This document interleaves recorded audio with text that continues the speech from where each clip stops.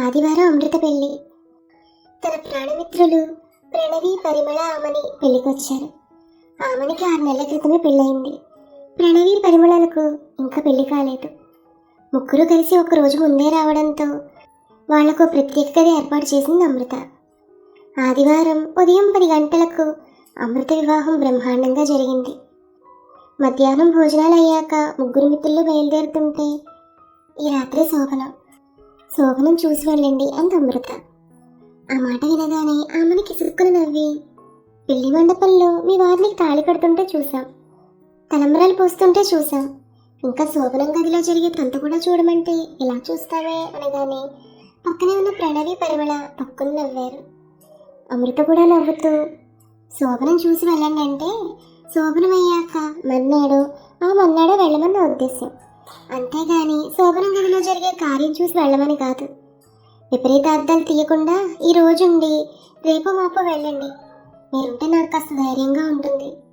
రాత్రి శోభనం అని తెలియగానే ఓవైపు ఉత్సాహంగా ఉన్నా ఎందుకో ఓ మూల భయంగా ఉంది అంటూ ఆమెని వైపు చూసి, ఆమెని నీకు ఆల్రెడీ పెళ్ళయింది కదా, నీ మొదటి రాత్రి ఎలా గడిచిందో చెప్పవే, ఎలా మసులుకోవాలో తెలుస్తుంది నాకు అంటూ అమృత అడగగానే పక్కనున్న ప్రణవి, పరిమళ వంత పాడుతూ చెప్పవే చెప్పు అంటూ కుతూహలంగా అడిగారు. ఆమెని ఓ చిన్నపాటి రచయిత్రి కూడా కావడంతో తన మొదటి రాత్రి కలయిక విశేషాలను తమ ఆలుమగల మధ్య సాగిన సరస సంభాషణలతో కలిపి ఒక కథగా చెప్పసాగింది. మాదుమ్మడి కుటుంబం. నేను పెద్దదాన్ని అయినప్పటి నుండి మా అమ్మ, నానమ్మ, మేనత్త ఇలాంటి విషయాలు చూచాయిగా చెప్తూ ఉండేవారు. అందరికంటే మా నానమ్మ చెప్పే ముచ్చట్లే ఇంట్రెస్టింగ్గా ఉండేవి.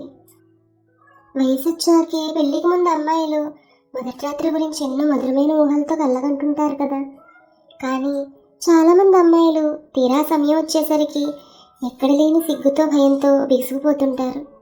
నా మొదటి రాత్రి శోభనం గదిలోకి అడుగు పెట్టగానే బిడియంతో, అంతకు మించి భయంతో బిగుసుకుపోయి కదలకుండా తలుపుల దగ్గర తల వంచుకొని నిలబడిపోయాను. షోకేస్లో బొమ్మలా కదలకుండా నించున్న నన్ను చూసి మా వారు మంచం మీద నుండి లేచి నా దగ్గరకు వచ్చి సున్నితంగా నా భుజం మీద చేయి వేసి నెమ్మదిగా మంచం దగ్గరికి నడిపించుకుని వెళ్ళారు. మీ వారిని 2 చేతులతో అమాంతంగా పైకెత్తి తీసుకెళ్ళి మంచం మీదకు చేర్చలేదా అని అడిగింది ప్రణవి. రేపు పొద్దున్న నీకు పెళ్ళయ్యాక మీ వారిని అలాగే ఎత్తుకెళ్ళి మంచం మీద పడుకోబెడతారులే అంటూ ఆమెని అనగానే అమృత, పరిమళ పక్కన నవ్వారు. తర్వాత ఏం జరిగిందో చెప్పవే అంటూ అడిగింది అమృత, మధ్యలో బ్రేక్ పడ్డం ఇష్టం లేక. మంచం దగ్గరికి వెళ్ళాక అక్కడి నుంచుని తల వంచుకుని మా వారిని క్రీగంట చూసి పాల గ్లాసున్న చేతిని ముందుకు చాచి పాలు అన్నాను లో గొంతుకుతో. మా వారు నాలో ఉన్న బిడియాని, భయాన్ని గమనించారేమో. పాల సంగతి తర్వాత చూద్దాం, ముందు మనం కాసేపు సరదాగా మాట్లాడుకుందామా అన్నారు పాల గ్లాస్ పక్కనున్న బల్ల మీద పెడుతూ. నేను అన్నాను చిన్నగా మూలిగి తల ఊపుతూ. అయితే మంచం మీద కూర్చో మరి అన్నారు. నేను మంచం మీద కూర్చోగానే తను కూడా మంచం మీద నాకు ఎదురుగా కూర్చుని నా చుబుకం పట్టుకుని నెమ్మదిగా నా ముఖాన్ని పైకెత్తి నా కళ్ళల్లో కళ్ళు పెట్టి చూస్తూ నిన్న విషయం అడగనా అన్నారు. ఏంటి అంటూ కళ్ళతోనే ప్రశ్నించాను. పాలంటే నీకు ఇష్టమేనా అంటూ అడిగారు. ఇష్టం ఉన్నట్టు లేనట్టు తెలియకుండా తలూపుతూ మీకు అని అడిగాను. నాకు ఇష్టమే అన్నారు. నిజంగానా అంటూ అనుమానంతో అడిగాను. ఎందుకంటే ఈ మధ్య మగవాళ్ళు కాఫీలకు, టీలకు బాగా అలవాటు పడిపోయారు కదా, అందుకని పాలంటే ఇష్టపడరేమోనన్న అనుమానం నాకు. నిజంగా నాకు పాలంటే ఇష్టం, నీ మీదొట్టు అంటూ నా గుండెల మీద చేయి వేసి చెప్పారు. మా వారి చెయ్యి అక్కడ పడగానే మొదటిసారి మగస్పర్శకు నా ఒళ్ళు చల్లుమంది. సిగ్గు ముంచుకొచ్చింది, బుగ్గలు ఎర్రపడ్డాయి, శరీరం మెలికలు తిరిగింది. అంతలోనే తేరుకుని మా వారి వంక అభిమానంగా చూస్తూ, ఇదేంటి ఉట్టు చేతిలో చెయ్యి వేసి చెప్తారు, లేకపోతే దాని మీద చెయ్యి పెట్టి చెప్తారు కదా, మీరేంటి నా గుండెల మీద చెయ్యి వేసి ఒట్టు పెట్టారు అని అడిగాను. దానికి మా వారు నవ్వుతూ, మనం పాల గురించి మాట్లాడుకుంటున్నాం కదా, అందుకని పాలు స్రవించే చోట చెయ్యి వేసి చెప్తే బాగుంటుందని అక్కడ చెయ్యి వేసి ఒట్టు పెట్టానన్నారు ఆయన. ఇప్పటికిప్పుడు ఇక్కడ పాలు రావుగా అన్నాను నేను సిగ్గుతో పాలిండ్ల వైపు చూసుకుంటూ. తప్పించాలనే కదా పెద్దలు మనకి కార్యం జరిపిస్తున్నారు అన్నారు ఆయన.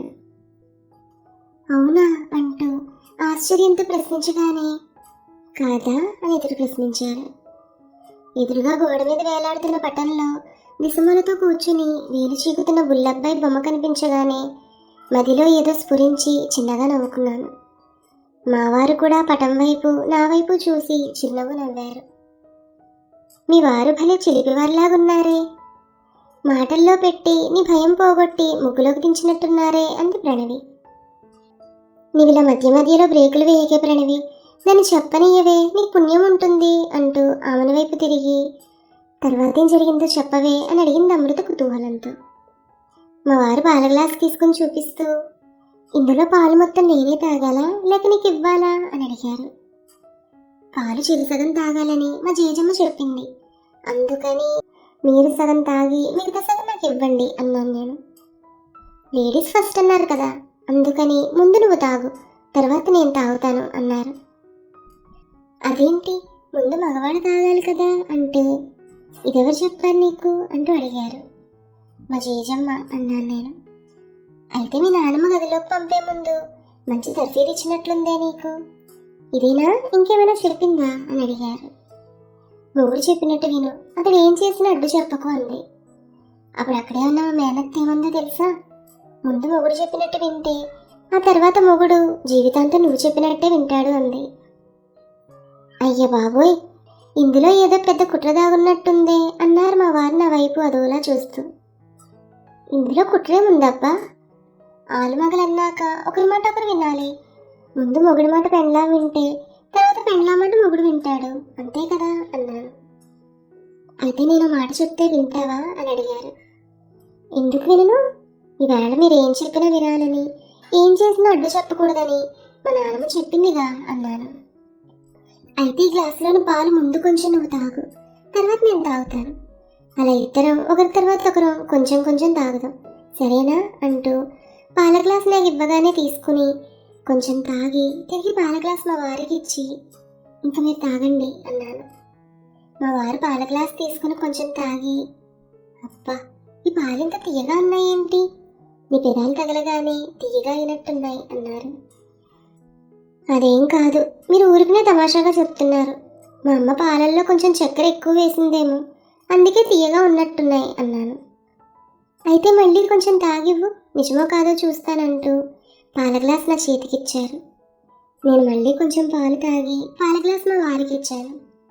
మా వారు మళ్ళీ కొంచెం పాలు తాగి అబ్బా ఈసారి పాలు తీయగా ఉండడమే కాదు సుగంధభరితంగా ఉన్నాయి, ఇదంతా తప్పక నీ పెదాల మహత్యమే, సందేహం లేదు అంటూ కొంటగా నవ్వుతుంటే పోండి మీరు తమాషా చేస్తున్నారు, ఒకవేళ మా అమ్మ పాలల్లో చక్కెరతో పాటు యాలకులు పచ్చకర్పూరాలను సుగంధ ద్రవ్యాలు ఏమైనా కలిపిందేమో, అందుకే పాలకు తీయదనంతో పాటు సువాసన కూడా వచ్చినట్టుంది అన్నారు.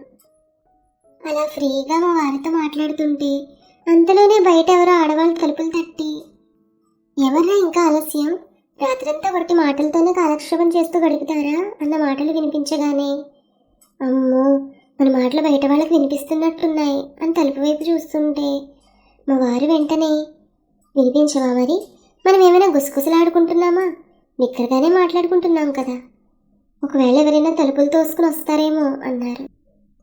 అయితే నేను వెళ్ళి తలుపులు గడియ పెట్టి బోల్ట్ వేసిరానా, లేకపోతే ఎవరైనా తలుపులు తోసుకుని లోపలికి వస్తారేమో అంటూ వెంటనే మంచం దిగి గబగబా తలుపుల దగ్గరికి వెళ్ళి తలుపులకు గడియ పెట్టి బోల్ట్ వేసి వచ్చి మా వారి శరీరానికి నా శరీరం తగిలేలా ఆనుకుని కూర్చున్నాను. అలా మొగుడిని తాగుతూ కూర్చుంటే ఎంత హాయిగా మత్తుగా ఉంటుందో తెలుసా. నిజంగానా అంటూ మెలికలు తిరిగిపోతూ అడిగారు ప్రణవి పరిమళ. అనుభవిస్తే తెలుస్తుంది అందులో మజా ఏంటో. మగవాడి స్పర్శలో ఉన్న సుఖమేంటో తెలియగానే నాలో మొదటున్న సిగ్గు భయాలు ఎప్పుడు మాయమైపోయాయో తెలియదు. మా వారు నన్ను ఎప్పుడు దగ్గర తీసుకుని గట్టిగా కౌగిలించుకుంటారా అని ఎదురు చూస్తుంటే నాలోని కోరిక కనిపెట్టారో లేక తనకు కోరిక కలిగిందో మెల్లిగా నా దగ్గరకు చేరి నాదో కోరిక అన్నారు. ఏంటి అంటూ అడగగానే నీ అసలైన అందాలు చూడాలనుంది, కానీ నీవేమో ఒంటి నిండా నగలు దుస్తులు ధరించున్నావు, అందుకని అందుకని అంటూ నసుగుతుంటే అందుకని ఏంటన్నట్టు కళ్ళతోనే అడిగాను. అందుకని నీ దుస్తులు తీసేయాలనుంది, తీసేయనా మరి అంటూ దగ్గరికి జరిగి చెవుల దగ్గర తన పెదాలు తగిలిస్తూ మెల్లగా గుసగుసలాడారు. మరి నువ్వేమన్నా తీసేయడానికి ఒప్పుకున్నావా అని అడిగింది ప్రణవి. గదిలో ఉన్నది ఇద్దరం, అది ఆలుమగల, జరిగేది శోభన, బట్టలు అవసరమా? అందుకని తీసేయడానికి ఒప్పుకుంటున్నట్టుగా. మీ ఇష్టం అన్నాను. అంతే. మా వారు గబగబా నా ఒంటి మీద ఉన్న దుస్తులను ఒక్కొక్కటిగా తొలగించేశారు. అమ్మో, నాకు సిగ్గేస్తుంది, లైట్ తీసేయండి అన్నాను. అతి కష్టం మీద మా వారు తన చూపులను నా గుండెల మీద నుంచి మరల్చి స్విచ్ బోర్డ్ దగ్గరికి వెళ్ళి లైట్ తీసేసి 0 బల్బు వెలిగించి గబగబా వచ్చి గబాల మంచం మీద కూర్చోగానే మంచం కిర్రుమంది. ఇదేంటి మంచం కిర్రుమంటోంది? పాత పట్ట మంచం వేసినట్టున్నారు. మన దూకుడు కూలిపోతుందేమో అన్నారు నవ్వుతూ. ఏం కూలిపోదులేండి, ఇది గట్టిది. మంచి చేవగల టేప్ కర్రతో చేశారు. ఇందులోనే మా ఇంట్లోని పెద్దవాళ్ళందరి శోభనాలు జరిగాయి. బాగా అచ్చొచ్చిన మంచమని మనకు కూడా వేశారు అనగానే అప్పటికే మా వారిలో కోరికలు బాగా విజృంభించాయేమో. నన్ను అమాంతం బిగియారా కౌగిలించుకుని ముద్దులు కురిపిస్తూ పూర్తిగా ఆక్రమించుకున్నారు. నేను పొందు కోసం ఎదురు చూస్తుండడంతో మా వారి చేష్టలకు స్పందిస్తూ అడ్డు చెప్పకుండా అన్ని విధాలా సహకరించాను. ఇద్దరం కలయికలోని సుఖాన్ని మొదటిసారి ఆనందంగా అనుభవించాం. అంతటితో ఆగలేదు మా తృష్ణ. ఇంకా ఇంకా అంటూ తెల్లవారే వరకు మా కలయికలు కొనసాగాయి. స్కోర్ ఎంతని మాత్రం అడక్కండి అంటూ జీవితాంతం గుర్తుండిపోయేలా సాగిన తన మొదటి రాత్రి అనుభవాలను మిత్రులతో పంచుకుంది ఆమెని. Please like, share, subscribe to our channel. Thank you.